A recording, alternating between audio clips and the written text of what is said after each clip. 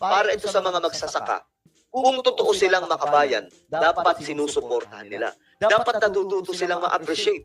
Hindi po yung porket DDS ka, porket makaduterte ka, kahit po may ginawang maganda sa mga magsasaka, hindi mo pa rin gusto. Dahil ang gusto mo mangyari, tuluyang maghirap ang mga magsasaka para tuluyang masira ang Pangulo. Hindi po ganun ang tunay na makabayan.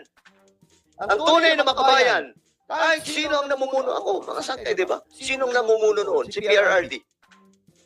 Nakita ko may mga magaganda po siyang ginawa. Sinuportahan po natin. Pagdating kay PBBM, nakita natin may mga magagandang ginawa. Sinuportahan po natin. Di ba, hindi kasi tayo kasing kitid ng pag-iisip nila. Porket ang action na ito kay PBBM, galit na galit ang mga loko. Di ba, mga sangkay? Galit na galit yung mga loko. Abay, pambihira mga sangkay. Hindi ba kayo